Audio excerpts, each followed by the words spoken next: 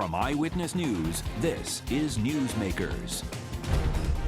At one time, there were 28 Democratic presidential candidates. Now, two major candidates are left standing with over a third of delegates awarded, Joe Biden and Bernie Sanders. It was a not-so-super Tuesday for Michael Bloomberg, who spent $500 million and didn't win a single state. Elizabeth Warren, Pete Buttigieg, and Amy Klobuchar also succumbed to poor performances at the polls. Will Joe Mentum push Biden to the Democratic nomination, or can Bernie Sanders widen his base enough to challenge President Trump? This week on Newsmakers, we break down Super Tuesday with our political roundtable. Welcome to Newsmakers. I'm Tim White. Joining me on this political roundtable are Eyewitness News politics editor Ted Nesi, and joining us for the first time on Political Roundtable, Mike Rea, communications strategist and managing partner for Nail PR. And we welcome back Eyewitness News political analyst Joe Fleming and political analyst Lisa Pelosi. Welcome to the program, everyone. We have a lot to talk about after Super Tuesday. That's where I want to begin. Lisa, with you, we'll go around the table. What's your key takeaway from Super Tuesday? That the power of an endorsement can really swing a race. So when we saw Representative Clyburn in South Carolina come out in favor of Joe Biden to do so strong on that Saturday, that created the domino effect to have him go into Super Tuesday, that was just incredible. Yeah, South Carolina really set a tone, Joe. The big surprise for me was Elizabeth Warren, how poor she did. She had money, she had organization in a lot of the states in these early primaries, and I expected her to get like 15% of the vote, at least in maybe 7 or 8 of the states. She really did very poorly, did not get those votes that she needed to get delegates, and in turn, she had to drop out of the race. And I want to talk about why she did poorly in a little bit, but Mike, your key takeaway? I think one of the biggest takeaways from that is that Bernie Sanders was not able to convert the youth vote and turn out and expand the tent to be able to bring anything about for the progressive movement, and that moderates and establishment and people truly afraid of a Trump re-election turned out for Joe Biden. All right, Ted? To me, it was that Joe Biden won Massachusetts. He was polling in 5th in some of the polls in Massachusetts a week before the election. And I think that to me was just a really good microcosm of how Joe Biden had basically a resurrection in such a short amount of time, all keyed off, as Lisa said, that Jim Clyburn endorsement, along with probably a pretty decent debate performance, especially compared with some of his previous ones. So we're taping this on a Friday, and just yesterday, Elizabeth Warren announced she's ending her campaign. I want to start with her because of that. And Joe, you brought it up. But to the table, look, Elizabeth Warren checks off a lot of boxes for Democrats. She's got some of the establishment in there, but she's also progressive on policy. She was really good in the debates. Totally took the legs out from underneath Mike Bloomberg in that debate. But she just failed to launch. Is this about gender? So in other words, if it were Senator John Warren from Massachusetts, with the exact same credentials, would this be a different story? Lisa? You know, there were 5 women that ran in this race, and there's still one standing, though she's not, polling strong at all. Gabbard, yeah. Correct, So, here we go again, but we have to remember 4 years ago, Hillary Clinton, not only did she win the nomination, she won the popular vote in the United States. So that kind of, puts into question whether we're not ready or not for a female president. All right, Joe. And Elizabeth was doing well. Back in December, November, her poll numbers had her up there. She was rising all the way until she started to explain how she was going to pay for the Medicare for all, and then she would gradually bring it in steps. I think that hurt her with the progressives. A lot of them started to leave her at that point, saying she's not progressive enough, and then went back to Bernie Sanders. Ted, you and I were talking in the office yesterday that sort of a lot of people think that, well, with Elizabeth Warren out of the race, she's progressive. Those votes are going to go probably to Bernie Sanders. You and I don't really think that's the case. Yeah, and I'm not at all convinced of that. I think there was, I know personally some women who were with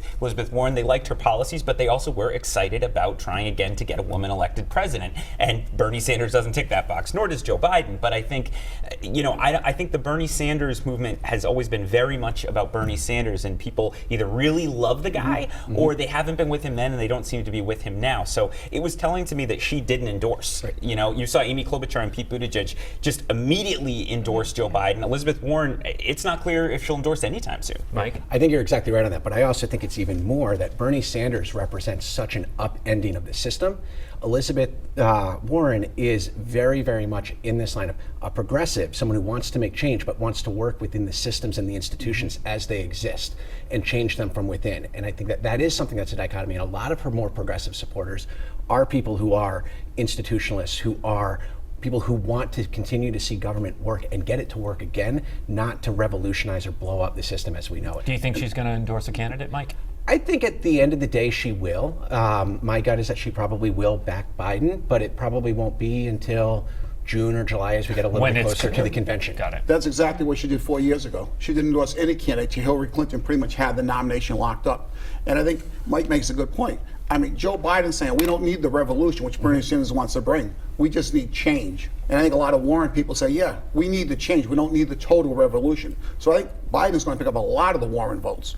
So Mike Ray is a very smart guy. He worked in the Raimondo administration, but that is not why he's on the show today. I invited him on the show because I learned he's also a non-believer like me that there will be a brokered convention. So I wanted to even out the table just a little bit. For those of you that were breathlessly talking about the possibility of a brokered convention on this program just a few weeks ago, are you changing your mind, Lisa? Absolutely, yes. I know I was first out of the box last time, Tate. Of course it's going to be, but the race has changed so dramatically. What we were seeing a couple of weeks ago was more of a number of candidates eking it out as the primaries go forward into June to have enough delegates, so there wasn't a clear winner. What dramatically happened over this past weekend is really putting it down to two, that very well one of those two could have that magic number of 1991. Right. I expected both Bloomberg and Warren to get 15% in a lot of states in Super Tuesday to still be viable. I mean, the one thing I said 3 weeks ago was that a lot of the voters are very soft in who they support, and we saw that on how quick people jumped ship and went right to Biden.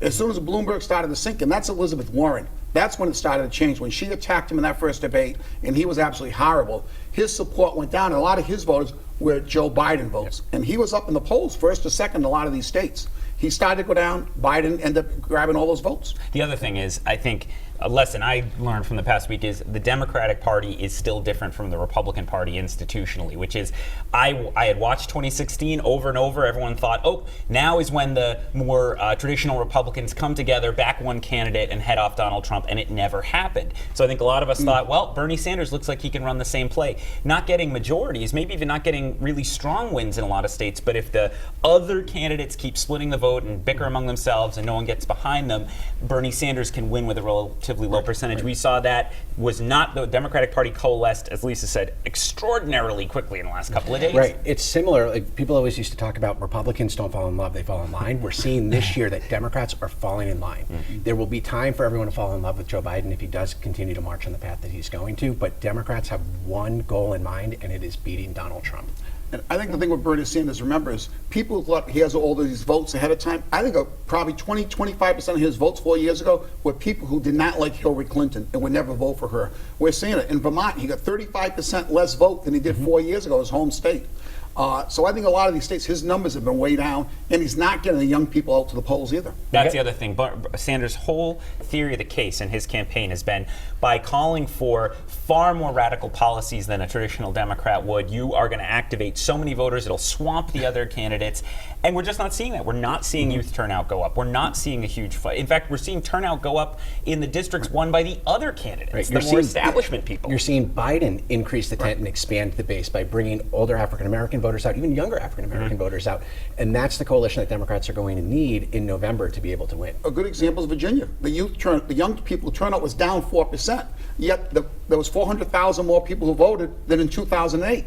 So it's the older voters are going out, and Sanders is very poor with voters over 45. You know, and we also saw Tuesday with the exit polling is that I think it was about 48% of the people polled said they wanted to go back to the Obama policies. So Bernie Sanders has this real radical left, really want to change the world, and half of the people voting saying, no, we really want to go back to that nice time with Obama. Yeah. If Obama was available, I think he'd just win another nomination in a landslide, right? Like most Democrats are pretty happy with his term. We got to talk about Mike Bloomberg, and Mike, I'll direct the question to you because Governor Raimondo was the only governor to endorse him.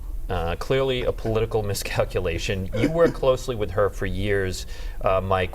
What did you think was behind her decision, and did it surprise you? So, I wasn't surprised that she endorsed Mayor Bloomberg. They're close. Mayor Bloomberg has done a lot and has paid attention to Rhode Island. He came here to announce a major national opioid initiative, had the governor be a part of that.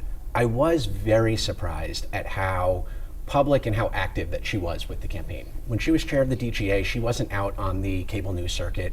She wasn't called to be the defender of the Democratic Party. She raised a bunch of money and was able to help turn Kentucky and keep Louisiana in those important governor's races.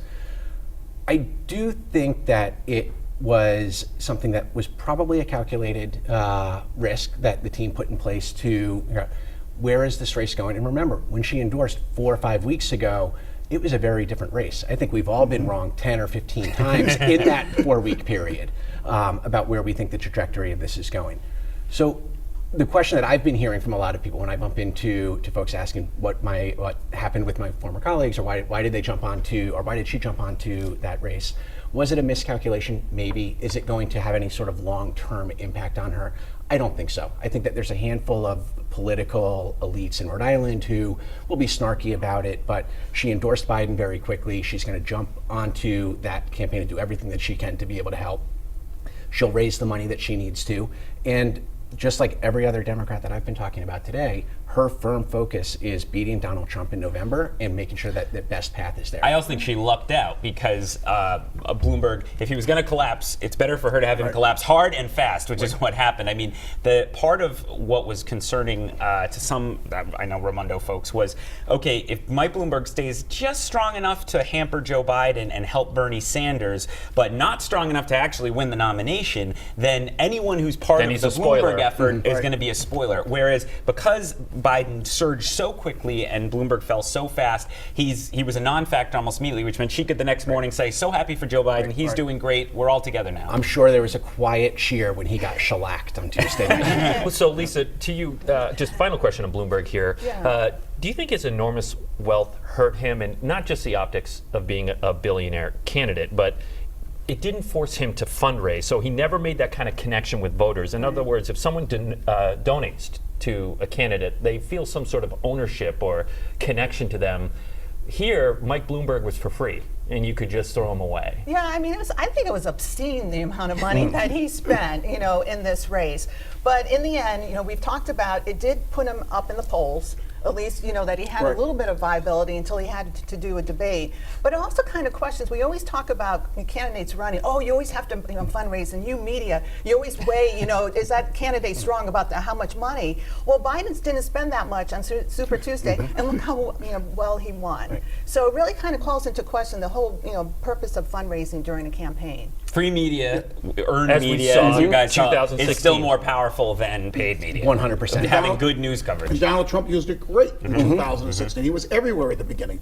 And again, Joe Biden, he did a campaign in Alabama, Massachusetts, Minnesota, carried all those states. Right. No media buys. All right, we have to go to a break, but I'm going to pose this question, and we can explore it more in the second half. Is it make or break for Bernie Sanders with Michigan? He won Michigan in 2016, just by a little bit, but he won. If he loses in 2016, is that pretty much the end for Bernie Sanders? I think it depends on what we mean by make or break, right? I think Bernie Sanders, we saw last time, even as the math got harder and harder, that wasn't a reason for him to get out. His people are going to send him donations, I think, no matter how the delegate math looks. But if he actually wants to win the Democratic nomination for president, I think he not only needs to win Michigan, I think he needs to get an advantage out of it, not just split the delegates. All right, we'll have all of you weigh in on that when we come back. We'll talk about that and another round of subpoenas in the grand jury swirling both around the convention center and the State House, what that means politically when we come back on Newsmakers.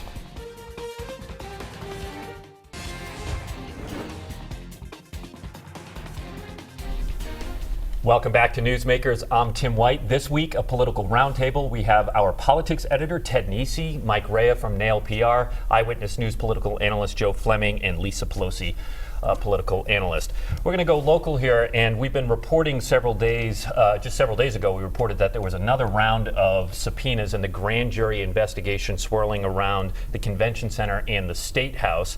2 board members of the Convention Center Authority and the chairman have been subpoenaed For those who follow this closely, there has been some talk of rumors about the investigation. Our reporting does not include rumors. It's pretty straightforward. We asked those who have testified what kind of questions they got in the grand jury room, what prosecutors are asking about.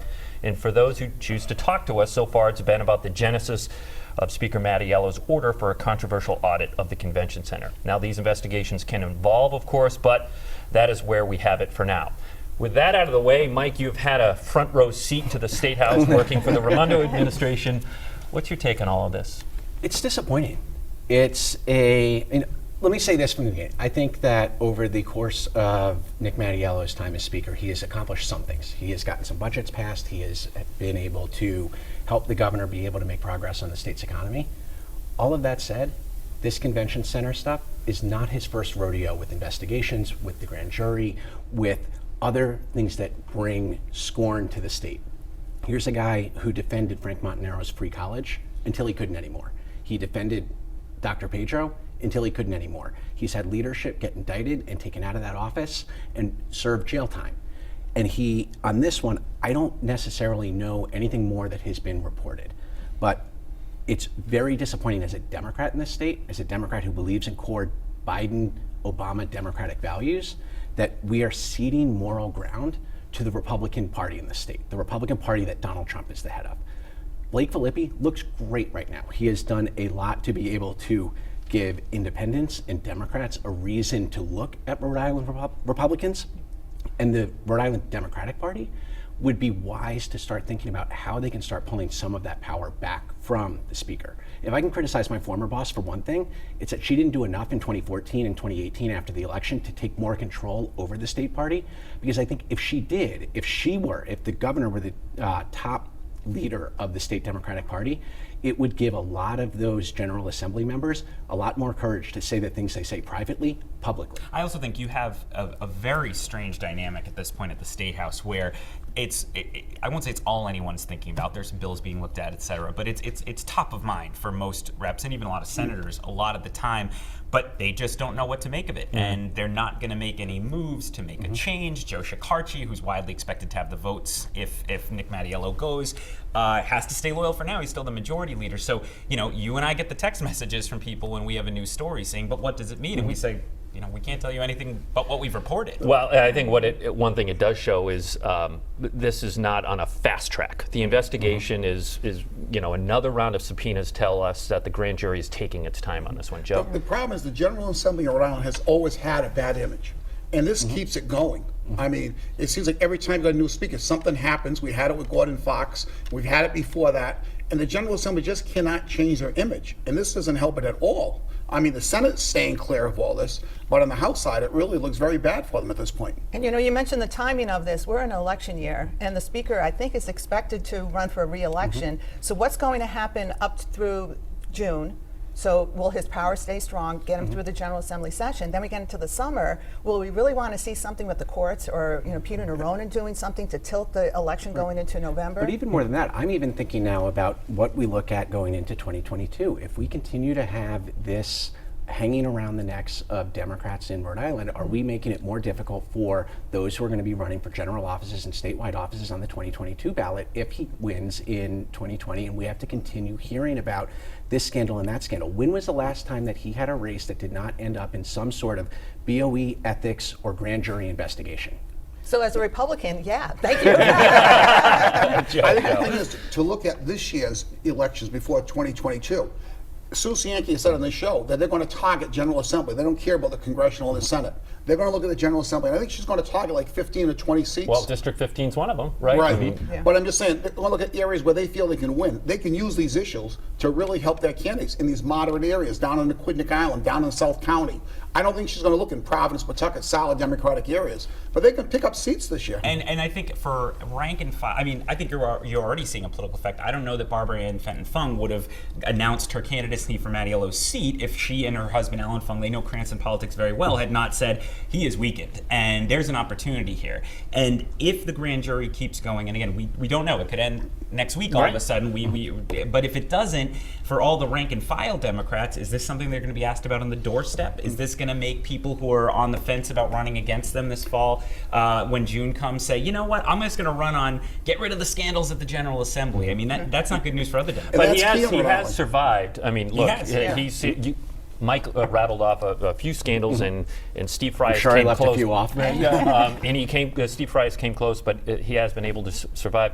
Have you ever wondered if there was going to be a primary challenge to Nick Mattiello? I know it's a conservative district, but one from the left. It could happen. It's been discussed. I mean, that part of Western Cranston is a very moderate, even in some ways conservative area. Donald Trump won it in the last presidential race, but the speaker has told me personally that, he's like, people misjudge it. It's not a Republican district. It's just a very moderate district that can swing back and forth. So on the other end, primaries can be so low turnout that if you got a good Democratic primary candidate who could make the case to base Democratic voters, we don't want speaker anymore, you never know. And if nothing else, it's not fun when you had a primary you didn't expect in 2018 with Governor Raimondo. It's not fun when you just want to focus on the general election to suddenly have to take seriously a primary. All right, we're going to kind of keep it local. Our primary is April 28th. Sanders won in 2016. Is he going to do it again? I will be surprised if Sanders wins again, unless he gets a lot of momentum over the next month. I think a lot of his victory in 2016 was anti-Hillary Clinton vote. His people were really motivated in 2016. Hillary's people, she had all the endorsements, but they weren't doing anything for her. So I really think Biden's going to come in and really do the work this time. I think Sanders will lose some of his support because of the Hillary Clinton voters that will not go with him this time.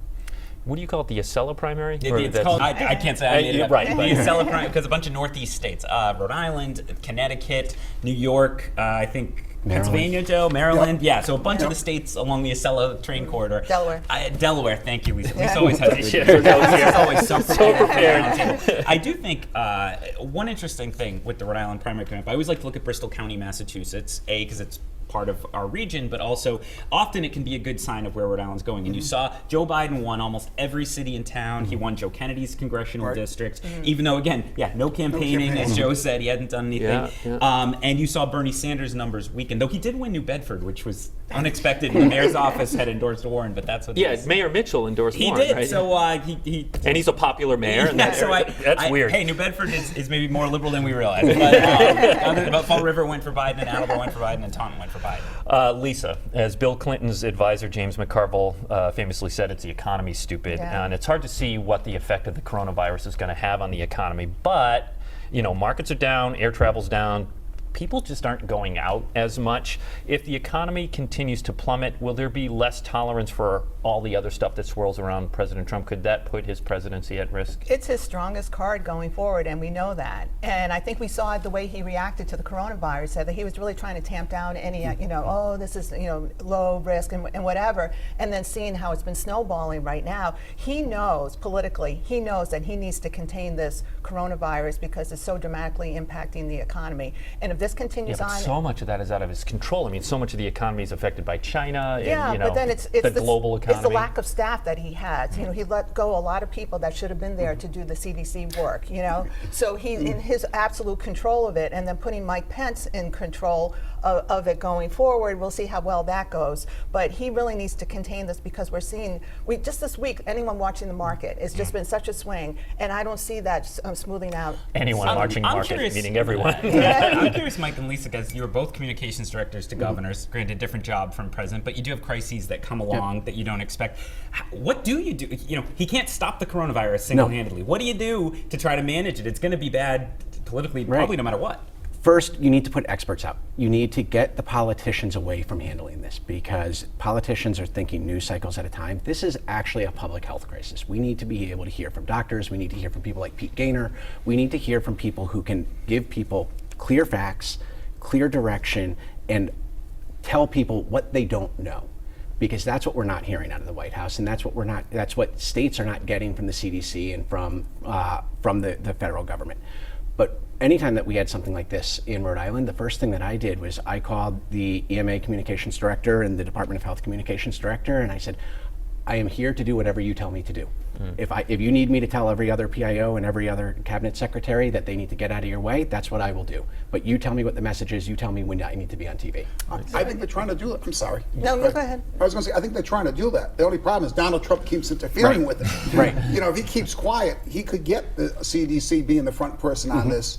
and then people would realize he doesn't have control over this. But every time he keeps talking, he puts himself in the forefront, which makes it worse for him, I think. Right. You know, I think we saw it this week too with the governor. She has to show, as the governor, the head of the state, that she's in control, but then she steps aside Right. to let the Department of Health.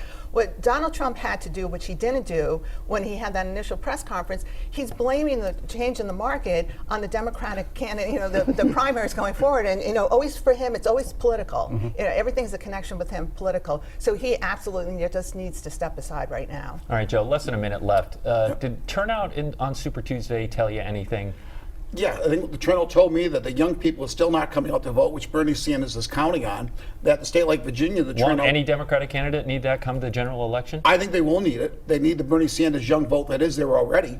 I think there's a better chance they'll get it this time than they did last time, because I think Bernie Sanders seems to be more civil towards Joe Biden, especially in the last couple of days, which is a big plus if Joe Biden happens to get the nomination. But I think the thing is, the older voters, the middle-aged voters, they're coming out right now. We're seeing in the primaries, and that could be key for Joe Biden. I think some of the people we're seeing vote now were Republicans not too many years ago in those suburbs of Virginia and stuff, and that's a shift that'll play out in November too. Joe Fleming, Lisa Pelosi, Ted Nesi, and Mike Rea, you survived. Congratulations. Thank you for watching. We'll see you next week on Newsmakers.